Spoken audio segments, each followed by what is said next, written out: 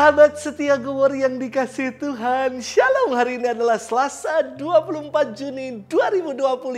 Hari ini kita merayakan Hari Raya Kelahiran Yohanes Pembaptis.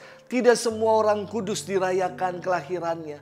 Bunda Maria, Yohanes Pembaptis, pribadi yang istimewa yang kelahirannya dirayakan.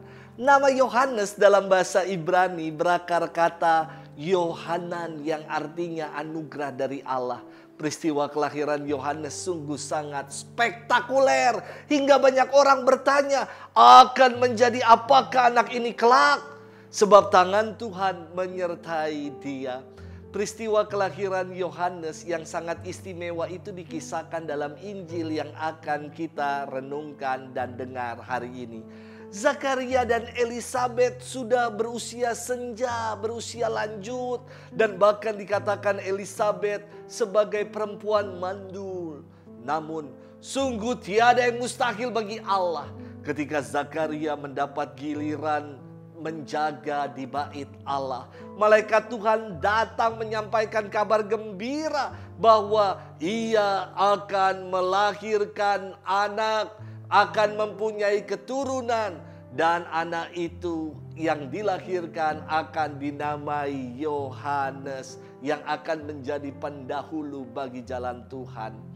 Namun karena ragu, karena ia merasa sudah tua dan Elisabet istrinya dikatakan mandul, Zakaria atas keraguannya menjadi bisu sampai peristiwa pemberian nama anaknya Yohanes. Dan ketika itu selaput yang mengikat lidahnya gugur dan Zakaria kembali dapat berkata-kata memuji nama Tuhan.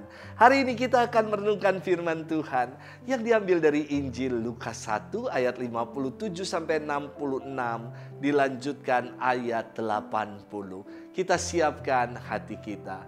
Haleluya, haleluya, haleluya. Engkau hai anakku akan disebut Nabi Allah yang maha tinggi, karena engkau akan berjalan mendahului Tuhan untuk mempersiapkan jalan baginya. Haleluya, haleluya, haleluya. Tuhan bersamamu dan bersama rohmu.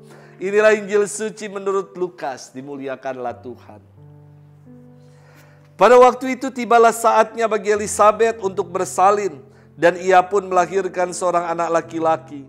Ketika para tetangga serta sanak saudaranya mendengar bahwa Tuhan telah menunjukkan rahmat-Nya yang begitu besar kepada Elisabet, bersukacitalah mereka bersama-sama dengan dia.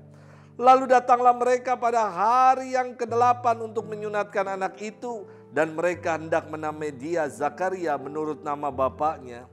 Tetapi Elisabet ibunya berkata, jangan, ia harus dinamai Yohanes. Kata mereka kepadanya, tidak ada di antara sanak saudaramu yang bernama demikian.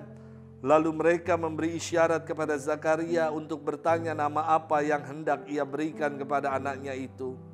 Zakaria meminta batu tulis lalu menuliskan kata-kata ini. Namanya adalah Yohanes. Mereka pun heran semuanya. Seketika itu juga terbukalah mulut Zakaria dan terlepaslah lidahnya, lalu ia berbicara dan memuji Allah. Lalu ketakutanlah semua orang yang tinggal di sekitarnya, dan segala peristiwa itu menjadi buah pembicaraan di seluruh pegunungan Yudea. Semua orang yang mendengarnya merenungkannya dan berkata, menjadi apakah anak ini nanti? Sebab tangan Tuhan menyertai dia. Anak itu bertambah besar dan makin kuat rohnya. Ia kemudian tinggal di padang gurun sampai tiba harinya ia harus menampakkan diri kepada Israel. Demikianlah sabda Tuhan, terpujilah Kristus. Sahabat setia Gowor yang dikasihi Tuhan, Shalom.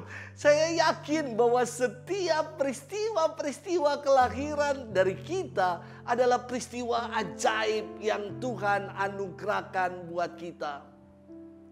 Saya terkesan sekali dengan pengalaman pernah membantu proses persalinan seorang mama di Papua. Jangan bayangkan persalinannya seperti di Jakarta. Dan yang saya bantu bukan saya yang menjadi bidannya. Saya hanya bantu pegangi mama itu.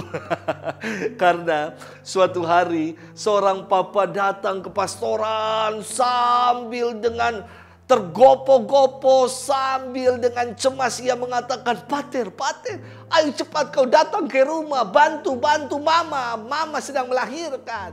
Saya buru-buru lari ke rumah bapak itu. Dan saya baru tahu, ternyata proses persalinan di tanah Papua berbeda ya. Biasanya kalau di kota-kota, ibu yang bersalin itu akan sembari tiduran. Di Papua tidak demikian. Di Papua, orang bersalin itu, mama itu berdiri sambil setengah jongkok seperti ini. Seperti lagi tai chi. Maka bapak pegang satu tangan. Saya pegang satu tangan mama sambil berdoa. Mama ini teriak-teriak. Ada satu mama yang bukan bidan tetapi biasa membantu persalinan di kampung, di dusun kami. Mama ini di bawah sudah siap mengambil anak yang akan dilahirkan. Mama yang bersalin ini teriak, Pater, kau cepat berdoa sudah. Iya mama, sudah saya doakan. Saya sampai bingung mau berdoa apa melihat kejadian itu. Sampai akhirnya, mama ini, ketika suara tangis terdengar, seorang anak dilahirkan. Lalu ketika sudah dibersihkan, masih banyak sekali darah-darah bercampur dengan air di lantai. Mama ini bertanya kepada saya, Pater, tolong kau kasih nama anak ini siapa? Saya masih panik, berkeringat. Saya kasih nama apa ya? Oh, ternyata anak mama ini perempuan. Maka dengan cepat saya bilang, Mama, kau kasih nama anak ini Kristofora. Karena Pater namanya Kristoforus. Supaya ingat ya, anak ini Kristofora. Karena Kristoforus yang juga membantu proses persalinannya. Sahabat setia Glory yang dikasihi Tuhan. Kelahiran Yohanes Pembaptis yang kita rayakan hari ini adalah peristiwa besar dalam gereja. Tidak semua pribadi tadi saya katakan dirayakan hari kelahirannya dalam gereja. Orang-orang kudus itu dirayakan hari kemartirannya, hari wafatnya. Namun Yesus, Bunda Maria, juga Yohanes diperingati kelahirannya dalam gereja. Karena tiga pribadi ini adalah pribadi-pribadi yang istimewa. Kelahiran Yohanes yang sangat spektakuler, yakni ketika Elisabet dan Zakaria dikatakan sudah senja usianya, sudah tua. Dan Elisabet dikatakan mandul. Namun tiada yang mustahil bagi Allah. Kemandulan diubah menjadi kesuburan, duka cita, aib diubah menjadi kesukaan bagi dunia. Kelahiran Yohanes Pembaptis menegaskan bahwa pribadi-pribadi dilahirkan dengan visi Allah, yakni untuk menunaikan maksud dan kehendak Allah. Demikian juga dengan peristiwa-peristiwa kelahiran kita, memuat rencana dan maksud Allah. Penamaan Yohanes dalam firman Tuhan hari ini mengakhiri kebisuan Zakaria yang awalnya meragukan kehendak Allah. Terkadang dalam hidup ini kita juga menjadi pribadi yang bisu loh. Meragukan Allah, meragukan karya-karya baik Allah yang sudah kita alami.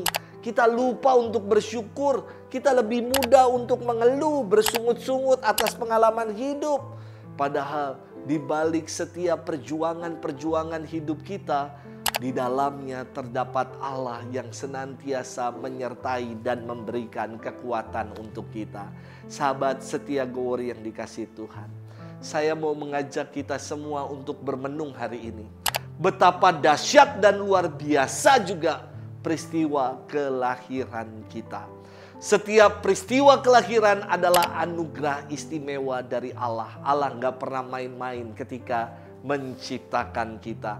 Maka mari kita temukan apa yang menjadi maksud dan rencana kehendak Allah atas kelahiran kita ini.